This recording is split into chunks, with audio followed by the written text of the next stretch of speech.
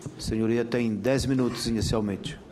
Obrigado, excelentíssimo senhor presidente dessa comissão parlamentar de inquérito, senador Paulo Rocha, excelentíssimo senhor vice-presidente, senador Randolfo Rodrigues, excelentíssimas senhoras e senhores senadores, demais presentes, e também aqui integrantes da mesa, meu cordial boa tarde. É uma honra para nós, sempre uma satisfação estar aqui presente nessa casa para trazer também alguns esclarecimentos do ponto de vista do Banco Central. Tanto quanto os meus antecessores, começarei falando um pouco sobre a missão do Banco Central. O Banco Central, basicamente, tem uma missão com dois braços, que é executar a política monetária, zelar pela estabilidade monetária, e o seu segundo braço da sua missão é zelar pela estabilidade financeira. Ou seja, o bem público que tutelamos, né, nesse aspecto da estabilidade financeira é exatamente um sistema que funcione bem, né, que cause o mínimo de danos para a sociedade, que seja robusto, que seja resiliente a crises, a cenários econômicos desfavoráveis. Isso envolve a supervisão, autorização de cerca de 2.000 instituições financeiras, entre conglomerados bancários de grande porte, a pequenas entidades de crédito, como cooperativas e outras entidades menores. Mas é um mercado cada vez mais pujante. Nós estamos falando de ativos da ordem de 7,5 trilhões de reais, algo que representa em torno de 150% do PIB. Estamos falando de um mercado de crédito de cerca de 3 trilhões de reais.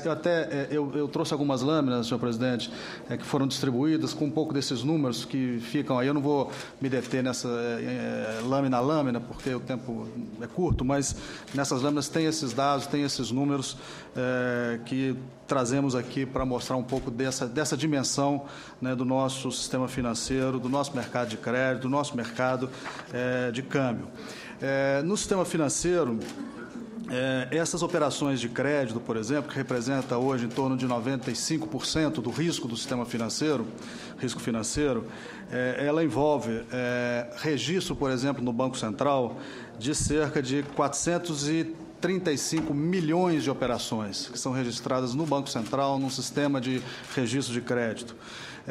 E envolvem também relacionamentos bancários da ordem de 300 milhões de relacionamentos, entre contas, correntistas,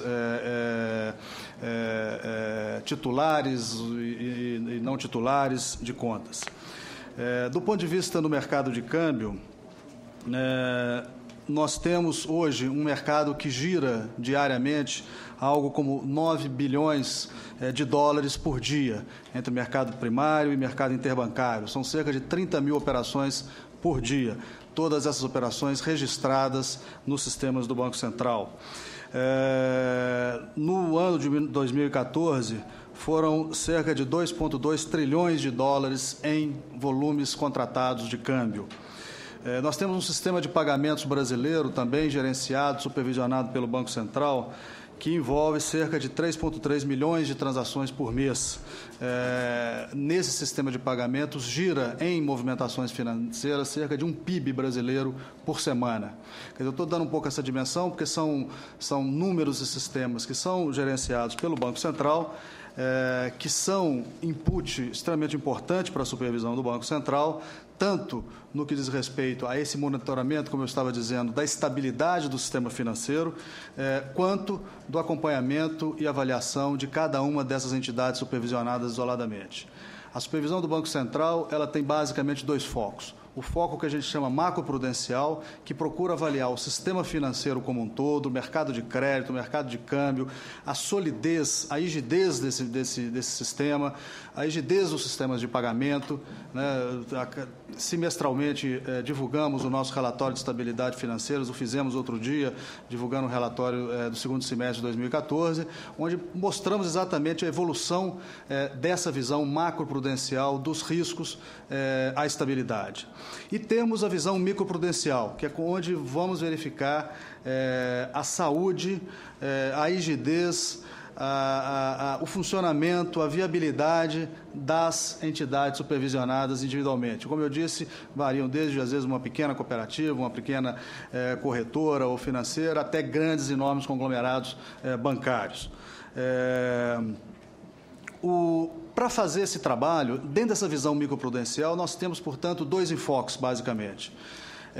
O enfoque prudencial, financeiro, microprudencial, ou seja, verificar se a cada entidade ela tem capital, ela tem as provisões necessárias, ela tem uma boa gestão de liquidez, e também a parte de conduta, que aí envolve, por exemplo, a observância dos critérios, por exemplo, de prevenção à lavagem de dinheiro, que, como o Dr. Gustavo falou, presidente do COAF, no que diz respeito aos nossos regulados, o Banco Central zela, é responsável para que essas instituições estejam aderentes às normas. O Banco Central regula e supervisiona, não apenas, como eu disse, a parte financeira, a parte da saúde dessas instituições, mas, igualmente, os aspectos de conduta.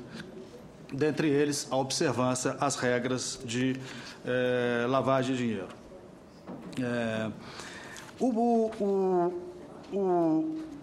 O Banco Central ele faz parte desse sistema de prevenção à lavagem de dinheiro desde a sua origem.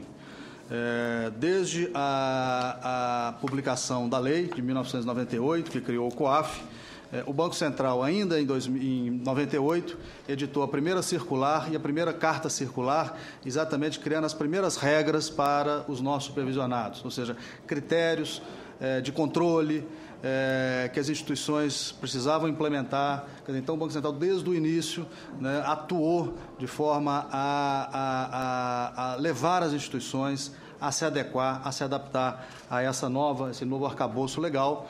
E essa circular, e essa carta circular, ela evoluiu ao longo do tempo, teve modificações, inclusive a própria lei teve algumas modificações nesse período, de tal maneira a manter a nossa regulação e a nossa supervisão atualizada. O conjunto de informações que o Banco Central tem, seja no mercado de crédito, de câmbio, seja do sistema de pagamentos, do cadastro de correntistas do sistema financeiro, quer dizer, um conjunto realmente grande de informações que o Banco Central tem. O Banco Central utiliza tanto para a supervisão, digamos, prudencial, de natureza financeira, quanto a supervisão de conduta. E, cada vez mais, o que nós temos procurado fazer, que, como bem disse tanto o Dr. Gustavo quanto o Dr. Rachid, é tentando aprimorar os nossos sistemas, os nossos mecanismos de inteligência, para exatamente ser capazes de, num mundo de informações enorme, poder ter uma ação de seleção, de captura, de evidenciação de operações que merecem ser olhadas sob o aspecto da sua lisura, ou que eventualmente têm que ser encaminhadas ao COAF, mas sobretudo, se as instituições sob a nossa regulação e supervisão estão aderentes, ao que estabelece a regulação. Se tem mecanismos, sistemas,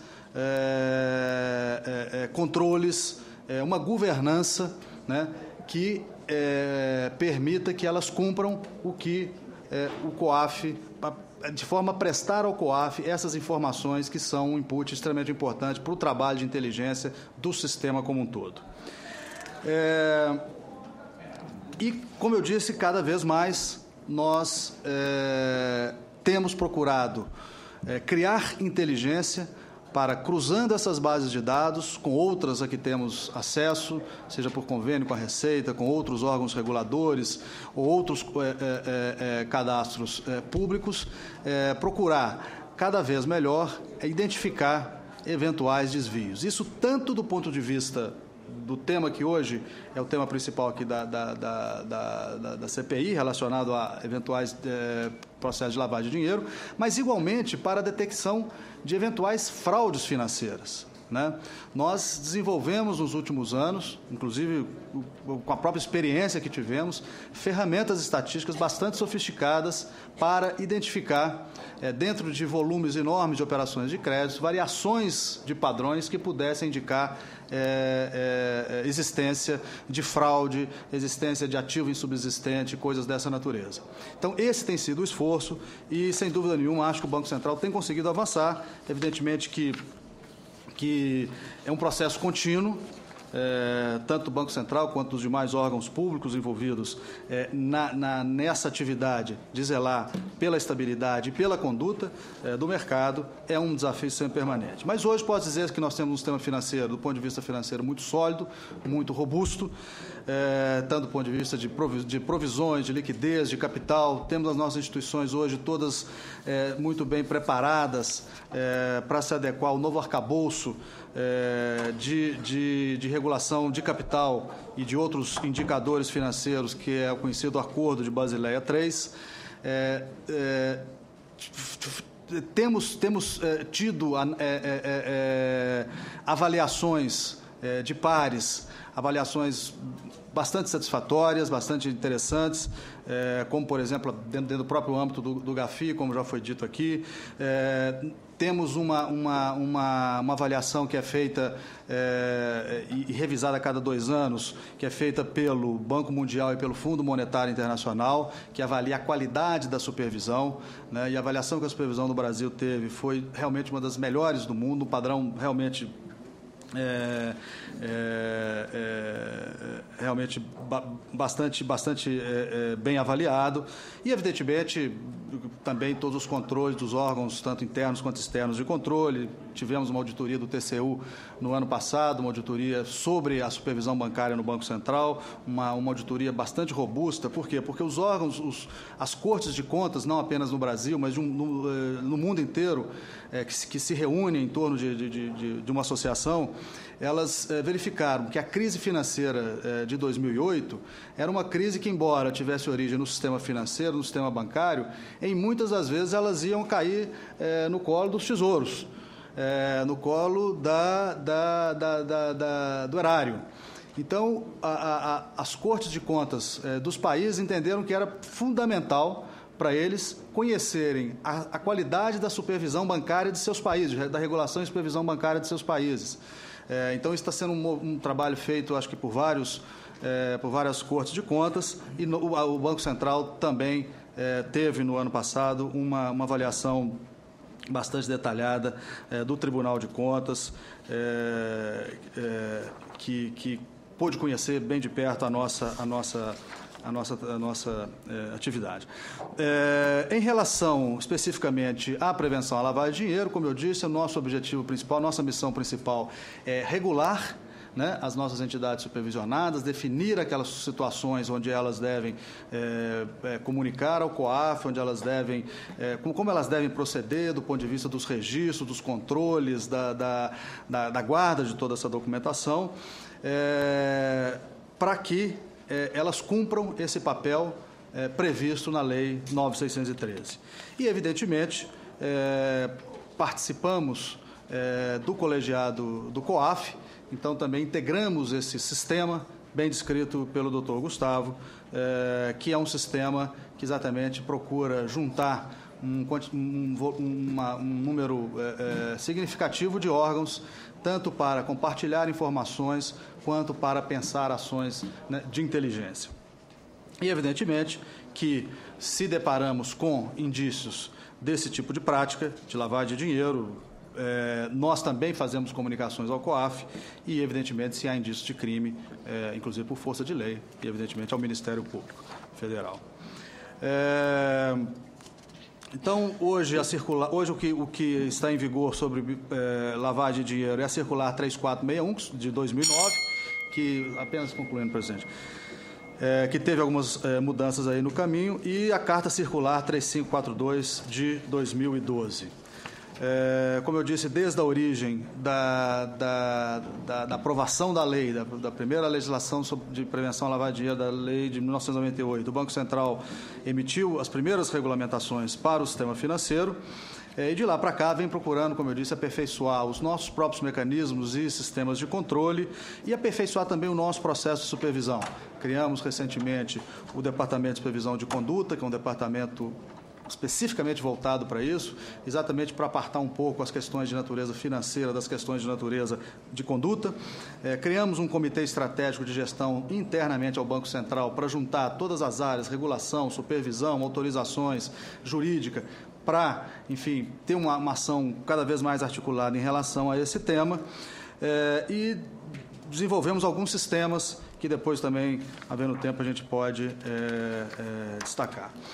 Em relação especificamente ao caso da lista, né, do Swiss Leaks, nós recebemos essa lista com informações, com 342 nomes, e estamos trabalhando para, a partir das bases de dados, identificar movimentações financeiras e identificar como as nossas instituições, as instituições supervisionadas pelo Banco Central, se comportaram em caso de detecção de operações atípicas. Eu digo operações atípicas sob a nossa supervisão, ou seja, operações ocorridas aqui no Brasil. Senhor presidente, para minhas palavras iniciais. Muito obrigado.